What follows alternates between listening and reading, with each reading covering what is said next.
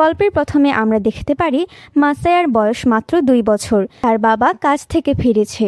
সে মাসায়ার মুখে 2টো barbecue chicken ঢুকিয়ে দেয় আর সেটা নিয়ে হাসি ঠাট্টা করতে শুরু করে।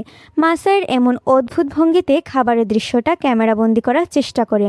আর ঠিক তখনই মাসায়ার মা হাতে করে একটা রান্নার জিনিস দিয়ে তার মাথায় আঘাত করে আর লোকটা সেখানেই অজ্ঞান হয়ে যায়। এখন মনে হতেই পারে মাসায়ের বাবা আসলে এমন কেন করলো। ঘটনাটি হলো, মাসায়ের বাবা ছিল একজন মাতাল ব্যক্তি।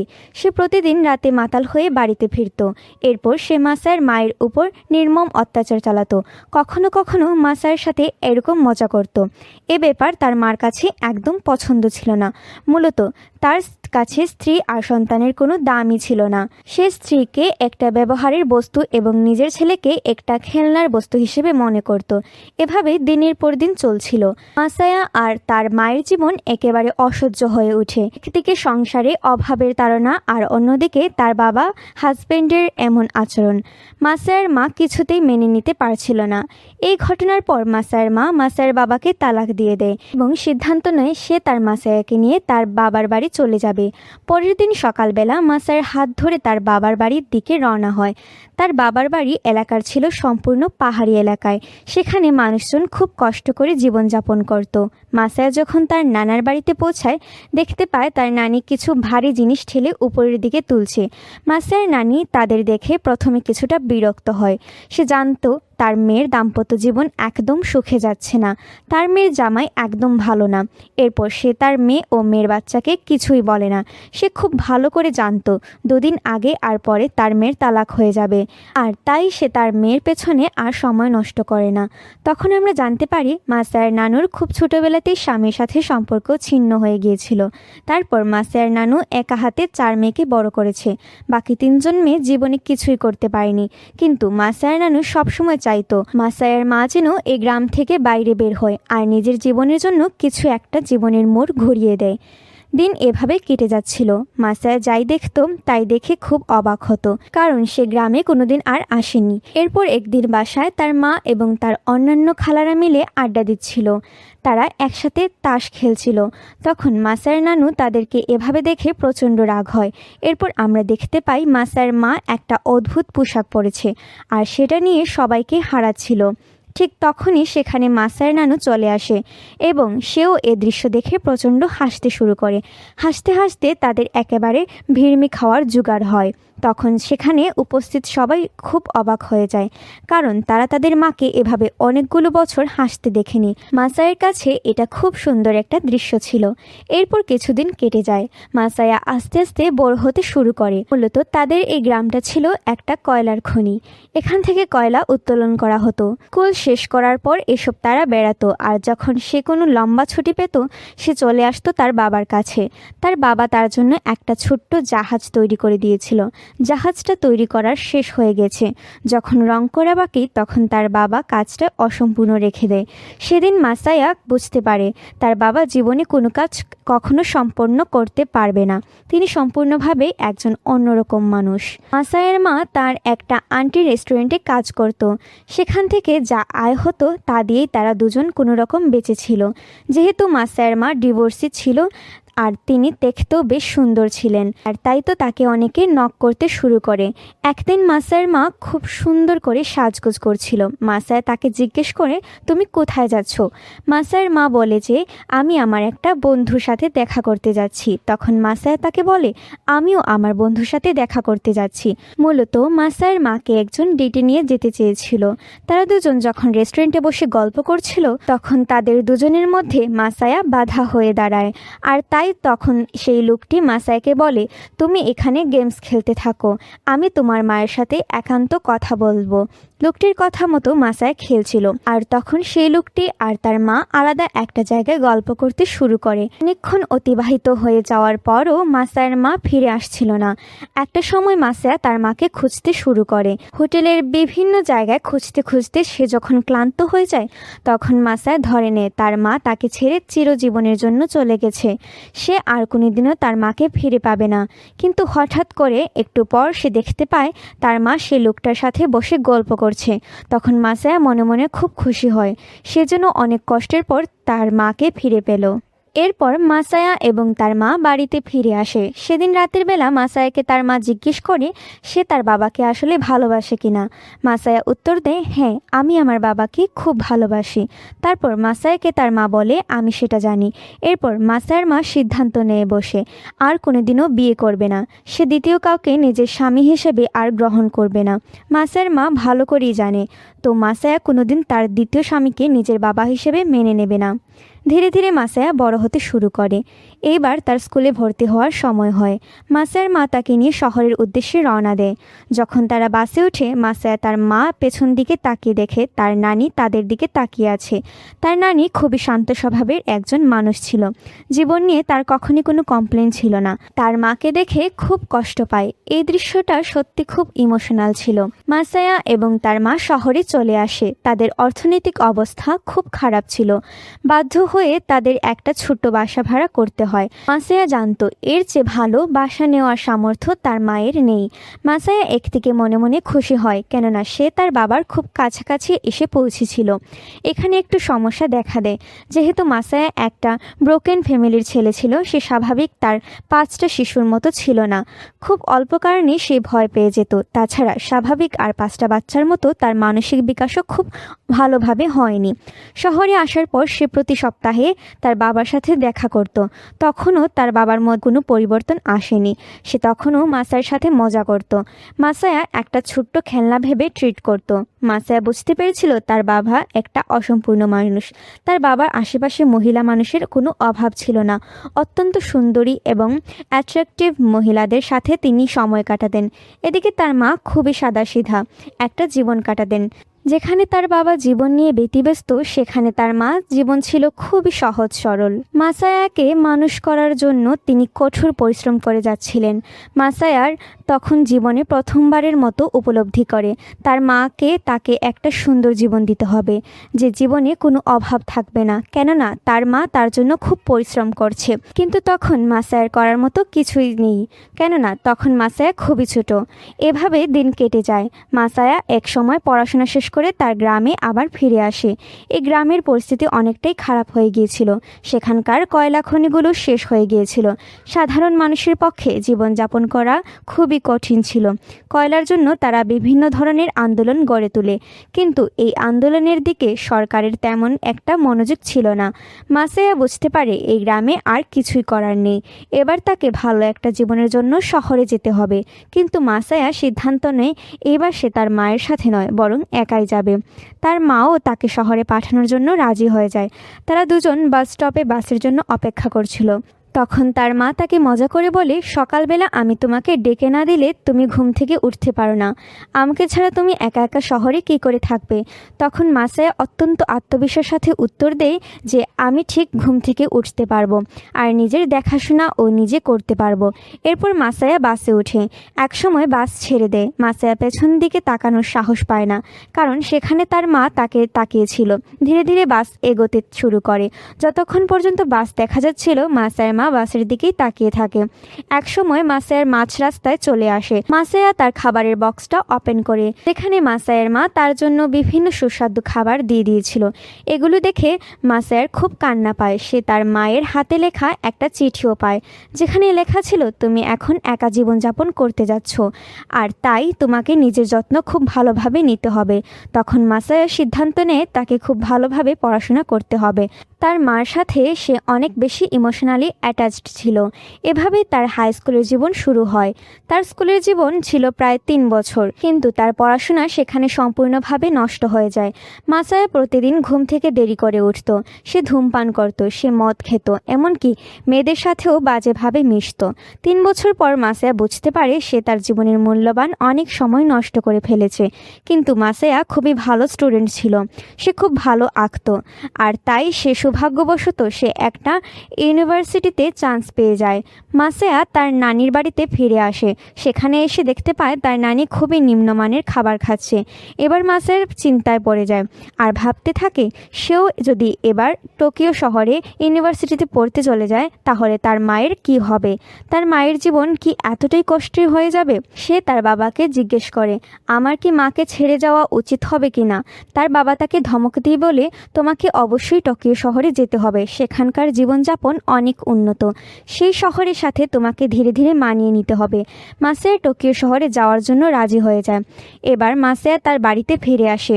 সে দেখতে পায় তার মা তার জন্য বিভিন্ন ধরনের মজার মজার খাবার রান্না করে বসে আছে। মাসায়া তার মাকে বলে, আমি টোকিও শহরে পড়তে যেতে চাই, আর এই ব্যাপারে সিদ্ধান্ত নিয়ে নিয়েছি। মাসায়ার মাও রাজি হয়ে যায়। এরপর আমরা দেখতে পাই মাসায়া একটা ইউনিভার্সিটিতে ভর্তি হয়েছে, কিন্তু এই ইউনিভার্সিটিতে ভর্তি হওয়ার পর তার জীবনযাপন আরও নষ্ট হয়ে যায়। মাসায়া তার জীবনকে উপভোগ করতে শুরু করে। স্বাধীনতা পেয়ে সে তার মূল্য দিতে জানে না। তার মা তার জন্য অনেক কষ্ট করে রোজগার করে পাঠাতো, কিন্তু সে টাকা দিয়ে সে জুয়া খেলতে শুরু করে। সে বন্ধু বান্ধবদের পেছনে খরচ করতে শুরু করে, আর এভাবে 4 বছর পর সে ইউনিভার্সিটিতে ফেল করে বসে। মাসায়া তার মাকে ফোন দিয়ে বলে, তুমি আমাকে ক্ষমা করে দিও মা, আমি পাশ করতে পারিনি, আর কোনো ডিগ্রি আনতে পারিনি। মাসায়া তার গার্লফ্রেন্ডের সাথে একটা অন্তরঙ্গ মুহূর্ত পার করছিল, ঠিক তখনই তার মায়ের কল আসে। তার মা তাকে বলে, আমি একটা নতুন কাজ পেয়েছি, সেখানে আরও অনেক বেশি পরিশ্রম করব, তুমি আবার পড়াশোনা শুরু করো, সামনের বছর পরীক্ষা দিয়ে যেন পাশ করতে পারো তার ব্যবস্থা করো। মাসায়া তার মাকে কথায় রাজি হয়ে যায়। সে পরের বছর কোনো রকম টেনে পাশ করে। এই সার্টিফিকেটের সত্যি কোনো মূল্য ছিল না। এদিকে মাসায়ার মা সবাইকে বলে বেড়ায় যে তার ছেলে টোকিওতে পড়াশোনা করছে এবং সে একদিন অবশ্যই বড় একটা চাকরি করবে। বাস্তবপক্ষে এরকম কোনো সম্ভাবনা ছিল না, কারণ মাসায়া ছিল আর্ট স্টুডেন্ট, আর আর্টের স্টুডেন্টের পক্ষে ভালো চাকরি করা একটা অসম্ভব ব্যাপার। তারপরও মাসায়া বিভিন্ন ছোটোখাটো চাকরি করতে শুরু করে। সেখান থেকে যা আয় করত তা সে ব্যয় করে ফেলত।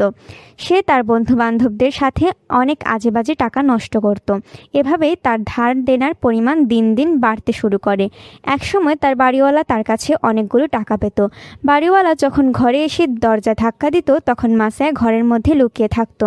সে জুয়ায় আসক্ত ছিল। একদিন জুয়ার বোর্ডে সে সব টাকা হেরে যায়। তখন সে নির্লজ্জের মতো তার মায়ের কাছে ফোন করে এবং আবার টাকা চায়। তার মা বাধ্য মহিলার মতো টাকা পাঠিয়ে দেয়। তার মা খুব ভালোভাবে জানতো সে এই টাকাগুলো নষ্ট করছে, কিন্তু সে তার ছেলেকে কিছুই বলে না। আজকে ছেলের সাথে খুবই ভালো ব্যবহার করতে থাকে। ছেলেকে এটা বলতে থাকে, টাকা নিয়ে কখনোই ভাববে না, আমি তোমাকে সবসময় সাহায্য করব, তোমার পাশে কেউ না থাকলেও আমি আছি। এবার এই কথাগুলো মাসায়ার খুবই খারাপ লাগে। সে বুঝতে পারে সে জীবনে কত বড় ভুল করেছে। যেই মা তার জন্য এত বড় স্যাক্রিফাইস করেছে, সে কিনা তার মায়ের সাথে এত বড় অন্যায় করলো। টোকিও শহরে প্রতি বছর প্রচুর ঠান্ডা পড়ে। এই ঠান্ডায় সাধারণ মানুষের সবসময় গ্রামে চলে যেত, কিন্তু সেইবার প্রচুর ঠান্ডা পড়ার পরও মাসায়া তার গ্রামে ফিরে যায় না। তার মায়ের মুখোমুখি হওয়ার মতো সাহস তার ছিল না। এরপর একদিন সে তার মায়ের এক বান্ধবীর কাছ থেকে জানতে পারে তার মায়ের ক্যান্সার ধরা পড়েছে। এই কথা শুনে মাসায়ার পায়ের নিচে থেকে মাটি সরে যায়। সে কল্পনা করতে পারেনি তার মা এতদিন পর তার কাছে ব্যাপারটা লুকিয়ে গেছে। তার মায়ের বান্ধবী মাসায়াকে আরও বলে যে তার মা শুধুমাত্র তাকে টাকা পাঠানোর জন্য এতদিন ক্যান্সারের কোনো চিকিৎসা করেনি। তার কথা শুনে মাসায়া একেবারে হতভম্ব হয়ে যায়। সে তার মাকে কল করে, কিন্তু তার মা তার কাছে কোনো কিছুই বলে না। সে ঠান্ডা মাথায় শান্ত ভঙ্গিতে মাসায়ার সাথে কথা বলতে শুরু করে। সে মাসায়াকে একদম এটা বুঝতে দেয় না যে তার ভেতরে একটা মরণঘাতী অসুখ বাসা বেঁধেছে। এবার মাসায়া বুঝতে পারে সে কত বড় ভুল করেছে। তার মনের মধ্যে অপরাধবোধ কাজ করতে শুরু করে। সে বুঝতে পারে তার মা শুধুমাত্র তার কথা ভেবেই এতদিন চিকিৎসা করেনি। মাসায়া এটাও সিদ্ধান্ত নেয় এবার সে তার জীবনকে পরিবর্তন করবে। এরপর থেকে মাসায়া কঠিন পরিশ্রম করতে শুরু করে। সে তার জীবনের একটা মুহূর্ত আর নষ্ট করে কাটাতে চায় না। সে রাতভর ছবি আঁকে আর দিনের বেলা একটা রেডিও স্টেশনে রেডিও জকি হিসেবে কাজ করে। এভাবে কয়েক বছর কঠিন পরিশ্রম করার পর মাসায়ের অবস্থার কিছুটা উন্নতি হয়। সে কিছু টাকা পয়সা জমাতে পারে, আর এরই মধ্যে সে নতুন একটা কাজ করে, আর এটা হলো সে একটা উপন্যাস লিখে ফেলে।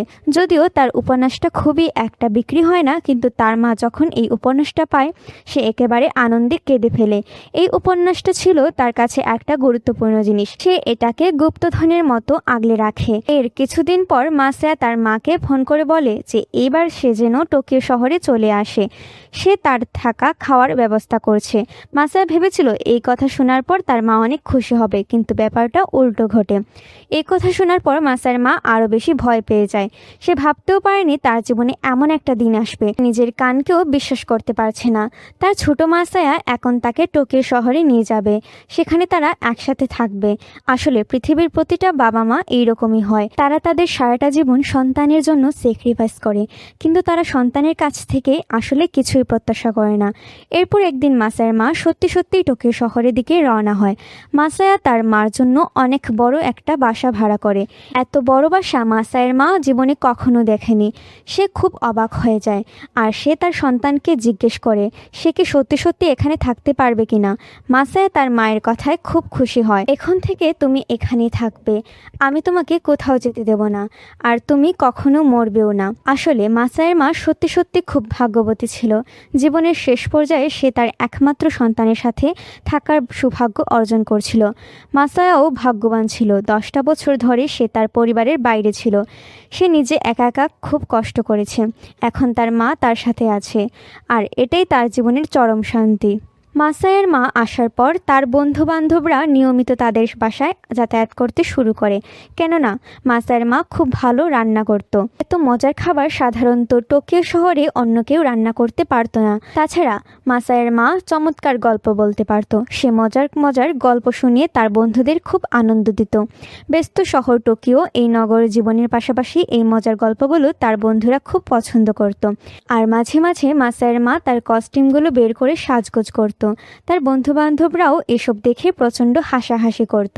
মাসায়ার কাছে তার জীবনটা একটা স্বপ্নের মতো মনে হচ্ছিল। প্রতিটা দিন তার কাছে খুব সুখের লাগছিল। নিজের মায়ের এমন হাসি মাখা মুখ তাকে খুবই আনন্দ দিচ্ছিল। কিন্তু কথায় বলে না, ভালো দিন কখনো থাকে না। মাসায়ার মায়ের জীবনেও এই সুখের দিনটা দীর্ঘস্থায়ী হয়নি। হঠাৎ করে একদিন মাসায়ার মা ভয়ঙ্করভাবে অসুস্থ হয়ে যায়। তার সারা শরীরে তীব্র যন্ত্রণা শুরু করে। তাকে দ্রুত হাসপাতালে ভর্তি করা হয়, কিন্তু তখন ডাক্তার বলে যে তার মায়ের অবস্থা একদম ভালো নয়, সে আর বেশি দিন এই পৃথিবীতে থাকবে না। ওষুধের মাধ্যমে হয়তো কয়েকটা মাস তাকে বাঁচিয়ে রাখা সম্ভব হবে। এই কথা শুনে মাসায়ার মাথা একেবারে পাগলের মতো হয়ে যায়। সে তার মায়ের জন্য খুব ভালো চিকিৎসার ব্যবস্থা করে, কিন্তু ভাগ্য সহায় ছিল না। তার মায়ের অবস্থা দ্রুত খারাপ হতে শুরু করে। এবার তাকে হাসপাতালে ভর্তি করার কথা বলা হয়। তার মায়ের জন্য এমন একটি হাসপাতাল বুকিং করে যেখান থেকে টোকিও স্কয়ার সরাসরি দেখা যেত। একদিন মাসায়ার বাবা তার স্ত্রীকে নিয়ে একটা ছোট দোকানে যায়। সেখানে গিয়ে বিভিন্ন জিনিস কেনাকাটা করতে শুরু করে, কিন্তু তার স্বভাব মতো সেখানেও তার স্ত্রীর সাথে মজা করতে শুরু করে। এতগুলো বছরেও নিজের স্বামীর এমন পরিবর্তন না দেখে মাসায়ার মা ব্যাপারটাকে প্রচণ্ড মজা পায়। এদিকে মাসায়ার মায়ের সহকর্মীরাও মাঝে মাঝে তার সাথে দেখা করতে আসতো। তারা একসাথে সুন্দর সময় কাটাতো। আসলে সবাই চাইতো জীবনের শেষ দিনগুলোতেও মাসায়ার মা যেন একটু সুখে থাকে, একটু আনন্দে থাকে। আমরা সবাই জানি ক্যান্সারের চিকিৎসা সত্যি অনেক ভয়ানক। এই ওষুধগুলোর তীব্র একটা প্রতিক্রিয়া রয়েছে। মাসায়ার মায়ের শরীরে যখন এই ওষুধগুলো প্রবেশ করানো হতো, তার শরীরে তীব্র যন্ত্রণা হতো। তীব্র যন্ত্রণায় তখন মাসায়ার মা ছটফট করতে শুরু করত। মাসায়ার তখন এই দৃশ্য দেখা ছাড়া আর কোনো উপায় ছিল না। মাসায়ার জন্য এই সময়টা ছিল জীবনের সবচেয়ে কঠিন অধ্যায়। হাসপাতালের সেই সাদা দেয়ালের মধ্যে বসে সে প্রতিদিন তার মায়ের হাত ধরে থাকত। ছোটবেলায় যখন সে ভয় পেত, তখন তার মা যেভাবে তাকে জড়িয়ে ধরত, আজ ঠিক উল্টোভাবে মাসায়া তার মাকে শক্ত করে ধরে রাখত। তার মনে হচ্ছিল যদি সে হাত ছেড়ে দেয় তাহলে হয়তো তার মা তাকে ছেড়ে অনেক দূরে চলে যাবে। হাসপাতালের কেবিনের জানালা দিয়ে প্রতিদিন টোকিও টাওয়ার দেখা যেত। রাতে যখন টাওয়ারটি আলো ঝলমল করত, তখন মাসায়ার মা চুপচাপ তাকিয়ে থাকতেন। মাঝে মাঝে তিনি হাসতেন এবং বলতেন, দেখো মাসায়া, এই শহরটা কত সুন্দর। তুমি এখানে নিজের জায়গা তৈরি করছো, এটা ভাবতেই আমার খুব ভালো লাগে। মায়ের এই কথা শুনে মাসায়ার চোখে জল চলে আসতো। সে বুঝতে পারছিল তার মা নিজের কষ্ট ভুলে শুধু সন্তানের সুখ দেখেই বাঁচতে চাইছে। একদিন মাসায়ার মা খুব শান্ত গলায় তাকে বললেন, জীবনের ভুল করা খারাপ কিছু না, কিন্তু ভুল থেকে শিক্ষা না নেওয়াটাই সবচেয়ে বড় ভুল। এই কথাগুলো মাসায়ার হৃদয়ে গভীরভাবে গেঁথে যায়। সে উপলব্ধি করতে পারে জীবনের অনেক মূল্যবান সময় সে নষ্ট করেছে। তবুও তার মা কখনো তাকে দোষ দেয়নি, বরং সবসময় তাকে সাহস জুগিয়েছে। হাসপাতালে কাটানোর দিনগুলোতে মাসায়া তার মায়ের জন্য ছোট ছোট আনন্দ তৈরি করার চেষ্টা করত। কখনো সে নিজের আঁকা ছবি এনে দেখাতো, কখনো মায়ের পছন্দের গান বাজিয়ে শোনাতো। তার মা তখন শিশুর মতো আনন্দ পেতেন। সেই মুহূর্তগুলো মাসায়ার কাছে ছিল অমূল্য স্মৃতি। যেগুলো সে সারা জীবন বুকে আগলে রাখবে। ধীরে ধীরে মাসায়ার মায়ের শরীর আরও দুর্বল হয়ে পড়তে থাকে।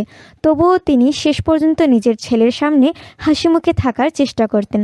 তিনি চাইতেন না তার অসুস্থতা দেখে তার ছেলে ভেঙে পড়ুক। এক রাতে তিনি মাসায়াকে ডেকে বললেন, তুমি সবসময় নিজের স্বপ্নের পেছনে ছুটবে, কখনো হাল ছেড়ো না, আর মনে রেখো আমি সবসময় তোমার সঙ্গে আছি। এই কথাগুলো শুনে মাসায়া আর নিজের আবেগ ধরে রাখতে পারেনি। সে তার মায়ের কোলের কাছে মাথা রেখে কান্নায় ভেঙে পড়ে। সময়ের সাথে সাথে জীবনের নিষ্ঠুর বাস্তবতা সামনে এসে দাঁড়ায়। কিন্তু মাসায়া তখন অনেক বদলে গেছে। সে বুঝতে পারে মানুষের জীবনের সবচেয়ে মূল্যবান জিনিস হলো পরিবার এবং ভালোবাসা। অর্থ বা সফলতা সব কিছুর উপরে নয়। এই উপলব্ধি তার জীবনে মোড় ঘুরিয়ে দেয়। মায়ের অসীম ভালোবাসা এবং ত্যাগের মাসায়াকে নতুন করে বাঁচার শক্তি দেয়। সে সিদ্ধান্ত নয় সে এমন একজন মানুষ হবে যাকে দেখে তার মা গর্বে অনুভব করবে। নিজের অতীত ভুলগুলো থেকে শিক্ষা নিয়ে সে সামনে এগিয়ে যাওয়ার প্রতিজ্ঞা করে। সময় ধীরে ধীরে ফুরিয়ে আসতে শুরু করে। মাসায়ার মায়ের অবস্থা আরও খারাপ হয়। মাসায়া এবার বুঝতে পারে তার মাকে আর বাঁচানো সম্ভব হবে না। সে যত চেষ্টাই করুক না কেন তার মা একদিন মরেই যাবে। এমনই এপ্রিল মাসে একদিন রাতের বেলা মাসায়ার মায়ের অবস্থা আরও খারাপ হতে শুরু করে। বাইরে তখন প্রচণ্ড তুষারপাত ছিল, আর এরই মধ্যে মাসায়ার মা শেষ নিঃশ্বাস ত্যাগ করে। মাসায়া তার মায়ের লাশ নিয়ে চুপচাপ বসে থাকে। এমন সময় সে বুঝতে পারে তার মা আসলে তাকে কতটা ভালোবাসতো। সে চাইলেও তার কোনোদিন তার মাকে দেখতে পারবে না। এমন সময় তার এক বন্ধু আসে আর বলে যে অফিসের মালিক তাকে কল করেছে, তাকে এখনই কাজে যেতে হবে। মাসায়া তখন তার অফিসের মালিককে ফোন দিয়ে বলে, যদি আজকে আপনার মায়ের শেষ বিদায় এর দিন হতো, আপনি কি পারতেন আপনার মাকে ফেলে কাজে যোগ দিতে? এরপর মাসায়া তার মায়ের কাছে চুপচাপ বসে থাকে। তখন সে তার মায়ের জোয়ান ভার্সনটা দেখতে পায়। তার মা তাকে বলছিল, মাসায়া তুমি কঠোর পরিশ্রম করো, আর এতেই আমি সবচেয়ে বেশি খুশি হই। এরপর মাসায়া কিছু একটা আঁকতে শুরু করে, কারণ সে জানতো সে পরিশ্রম করলে তার মা সত্যি সত্যি অনেক বেশি খুশি হয়। সে তখনই একটা খাতা কলম নিয়ে লিখতে বসে যায়। মাসায়া জানতো আজকের পর থেকে তার মার সাথে আর কোনোদিন দেখা হবে না। মাসায়ার মায়ের কবর হয়ে যায়। মাসায়া তার মায়ের কবর দিয়ে তার কিছু স্মৃতিচিহ্ন নিয়ে তার গার্লফ্রেন্ড সহ টোকিও স্কোয়ারে চলে আসে। এখানে এসে তার মনে হয় সে কিছুটা দায়িত্ববোধ থেকে মুক্তি পেয়েছে, কেননা এই টোকিও স্কোয়ারটি তার মায়ের খুবই প্রিয় ছিল। এরপর থেকে মাসায়ার জীবন আরও পাল্টে যায়। সে আরও বেশি পরিশ্রম করতে শুরু করে। তার যখনই ক্লান্ত লাগতো সে তখনই তার মায়ের নিষ্পাপ মুখটা মনে করত। আর কিছু অসম্পূর্ণতার মধ্যে দিয়েই এই চমৎকার জাপানিজ মুভিটার এন্ডিং হয়। তো বন্ধুরা, আজকের মুভিটি কেমন লাগলো? যদি ভালো লাগে তাহলে লাইক কমেন্ট করে পাশে থাকবেন। ধন্যবাদ সবাইকে।